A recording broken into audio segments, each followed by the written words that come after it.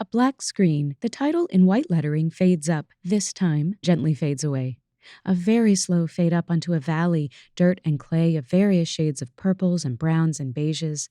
In the distance, tall, snow-capped mountains against a bright but cloud-filled sky. Melting snow brings life, and tender new shoots lend a green color to the hills. The camera pans along the seemingly endless expanse of mountains and hills in Bamiyan, in the east-central highlands of Afghanistan. The mountain view dissolves into a clay cliffside full of pocketed holes leading to caves that range from a couple meters to 57 meters high. The larger ones are shroud-like shapes, where the famed colossal carved Buddhas once stood. Some of the caves have been blown apart by shells. Barely visible are remnants of the frescoes that were once there.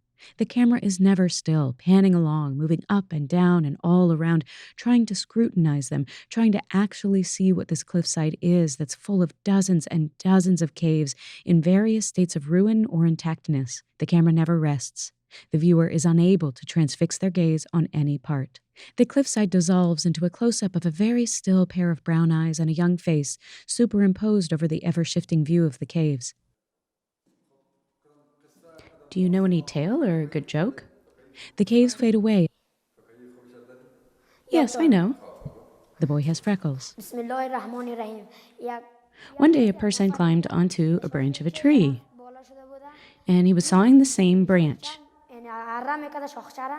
Someone was walking by the tree. He saw the person was cutting the same branch that he was sitting on. He said, "Dear uncle, won't you fall down if you cut the same branch?" The man on the branch says, go away, it's none of your business. I know what I'm doing." It's none of your business. The person walking by left. The person who was sawing the branch fell down from the tree. He ran up to the passerby. He said, "If you knew I was going to fall, you also know when I will die." The passerby answered, "You go and collect firewood, and when the load of your donkey falls off on the third hill, that is when you will die." He takes 3 donkeys with him. The first donkey falls down. He doesn't do anything. The second donkey falls down, so he leaves it there. The third donkey falls down as the hill is too steep.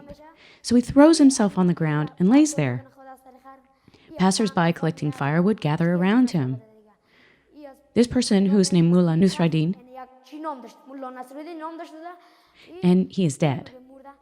People got together and put him on a coffin, carrying him away. There was a no-through road, and they lost their way. One says, "Let's go from this way." The other says, "Let's go that way." Mullah Nusraddin rises off his coffin and says, "When I was alive, I used to go from that way." The boy's face lights with a smile. He is sitting on a metal bench in a classroom. He wears a well-worn pinstripe suit and backward baseball cap. A second boy on the same bench in a button-down shirt and jeans. One day, Mullah Nusraddin was washing his hen. A passerby asked, "Mullah, are you washing your hen? You're going to kill it." The mullah says, "Damn your father." Blossoms and green dandelion leaves and the boy. When the man came back, he asked, "Why are you crying?" "My hen died," said Mullah. "Didn't I tell you not to wash the hen, that it will die?" said the passerby. The mullah said, "It didn't die due to the washing, it died due to the wringing out." Fade to black, then the muddy snow and flowers. Another day, he was sitting on a chair and eating eggs. Green dandelion leaves at the edge of the snow. A man passing by said, "Mullah, are you eating eggs?" Mullah replied, "I'm sitting on a chair and eating eggs." "No? Should I sit on the eggs and eat the chair and not eat the eggs?" Looking down at the base of a beige tree, the image dissolves into the boy's muddy boots swinging back and forth at the metal bench. Fade to black. A third boy in a winter coat and cap. There was a Mullah Nusraddin. He was washing his hen somewhere. A passerby said, "Oh, Mullah, don't wash your hen, she'll die." "Why not? My hen is dirty," replied Mullah.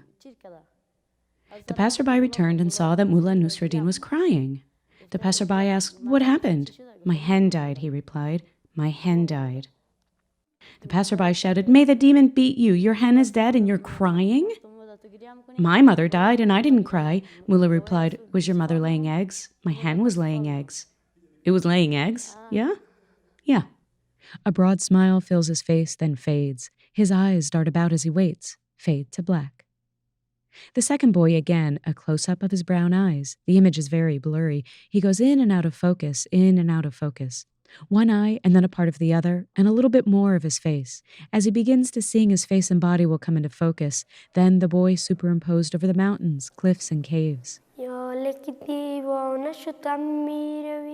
Now that I have become a story on everyone's tongue, you're leaving. Now that I have lost everything for you, you're leaving.